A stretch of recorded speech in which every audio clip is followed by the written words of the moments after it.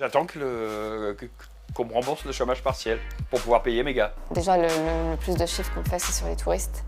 Et là, il n'y en aura pas.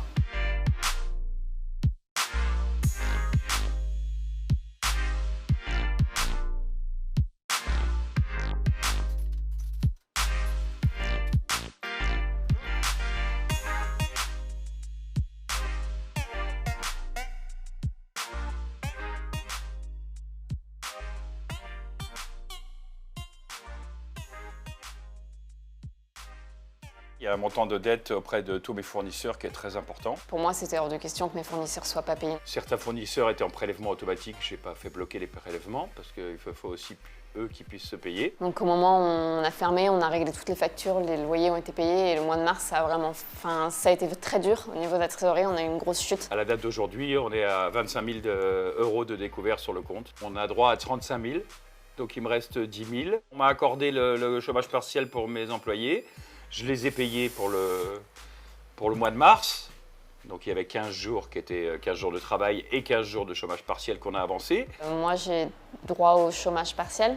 On attend que l'argent arrive concrètement sur le compte. Mon associé, lui, il était entrepreneur et qui avait droit à l'aide, en fait, donc il est au chômage. Comment je vais faire si j'ai pas touché le chômage partiel pour pouvoir les payer? Je les paye entre le 30 et le 5 du mois. À côté de ça, on a eu une aide du gouvernement, donc de 1 500 € pour le mois de mars, ce qui couvre une partie du loyer. Alors on a fait une demande de prêt, les prêts garantis par l'État à taux zéro. Ce serait le mois de mai, un des meilleurs mois normalement, parce qu'avec tous les ponts, les jours fériés, il y a des longs week-ends, on a beaucoup de monde. Je venais de terminer de payer le crédit pour le resto il y a 2 ans, donc on commençait un petit peu à respirer avec ma femme. C'est reparti pour 50 crédits, ouais.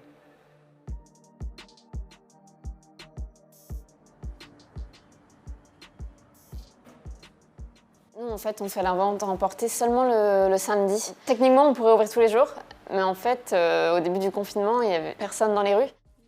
On le remarque dans la période actuelle, tout le monde va se mettre un petit peu à faire des plats emportés, etc. Ou alors ils ouvrent et puis ils livrent. Ça fait une petite rentrée. C'est pas grand-chose en fait, mais on se dit juste que ça permet de limiter les dégâts. Ici, pour faire des plats emportés, il suffit qu'on soit deux, une personne en cuisine et moi. Donc au niveau de l'emploi, c'est catastrophique. J'ai toujours été très fier de faire bosser du monde et de payer tout et tout le monde. Là, bon, bah, ça va changer complètement nos pratiques. Ça voudrait dire que, oui, on n'a plus besoin d'un espace aussi grand avec des charges aussi lourdes. Là, le but, c'est clairement pas de faire du profit ou d'essayer, c'est juste limiter la casse. Notre chiffre d'affaires, en général, c'est 50% la nourriture et 50% les boissons. Là, les boissons, pour l'instant, elles sont mises de côté. On a débranché les pompes à bière. Si on fait de la vente à emporter, on proposera des boissons en accompagnement, mais ça n'a plus rien à voir. Ça va? Ça va et vous? Bah, on tient le coup, hein? Oui, alors ça doit être dur, hein, parce que même le 11 mai, vous n'allez pas ouvrir. Ah bah non, je crois pas, non. On s'est dit avant septembre, en fait, faut juste chercher à bricoler. On peut accueillir jusque 20-25 personnes maximum, si on se sert.